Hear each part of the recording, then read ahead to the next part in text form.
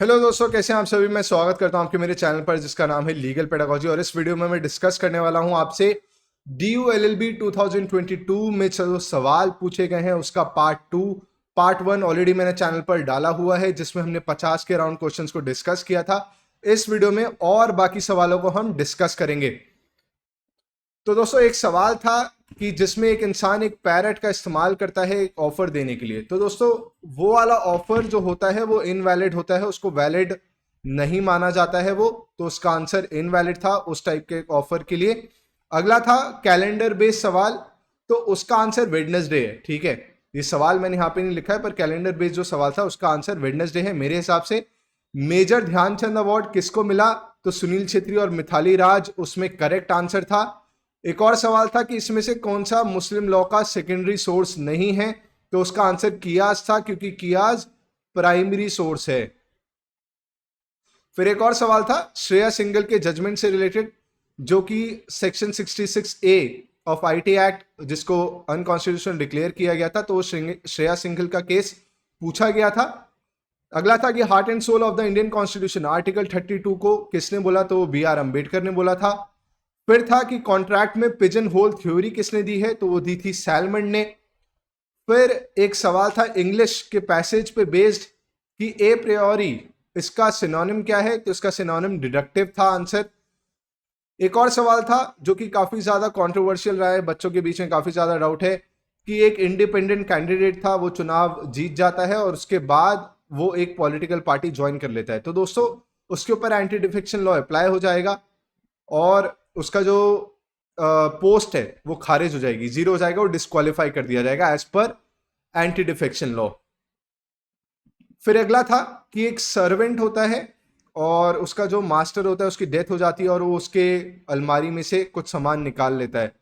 तो दोस्तों, वो dishonest miss appropriation of property में काउंट होता है। आप चाहें तो इस सेक्शन को बेयर एक्ट से पढ़ के उसकी इलस्ट्रेशन भी देख सकते हैं, वहां पे सिमिलर इलस्ट्रेशन दी गई है।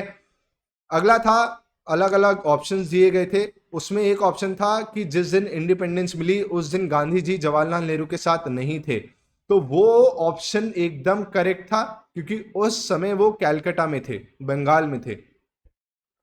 फिर अगला था एक असर्शन रीजनिंग बेस्ड, जिसमें पहली स्टेटमेंट थी कि 26 नवंबर को कॉन्स्टिट्यूशन डे मनाया जाता है। तो वो तो सही थी स्टेटमेंट, पर उसकी जो रीजनिंग दी गई थी वो ये दी गई थी कि 26 नवंबर को कॉन्स्टिट्यूशन इंप्लीमेंट हुआ था, जबकि ऐसा नहीं है। कॉन्स्टिट्यूशन तो इंप्लीमेंट हुआ था 26 जनवरी को।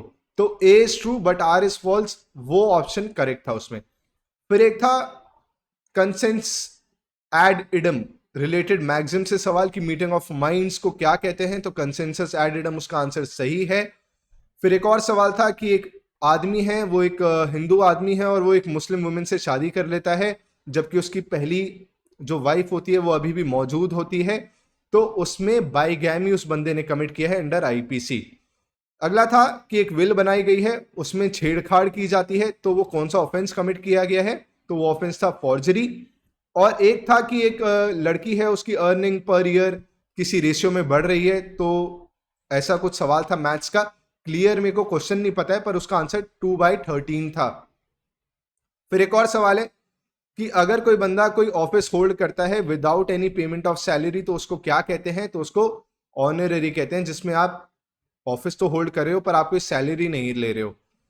अगला था वाइस प्रेसिडेंट्स की लिस्ट दी गई थी और पूछा गया था कि कौन सा वाइस प्रेसिडेंट इनमें से नहीं रहा है? तो फखरुद्दीन अली अहमद जी प्रेसिडेंट तो रहे हैं पर वाइस प्रेसिडेंट नहीं रहे हैं।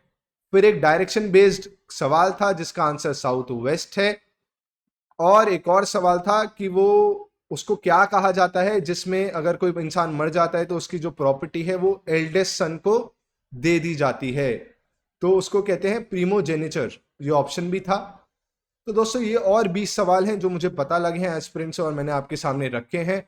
वीडियो को ज़्यादा से ज़्यादा लोगों तक पहुंचाएं। चैनल अगर पसंद आ रहा हो तो चैनल को सब्सक्राइब जरूर करें। Thank you so much.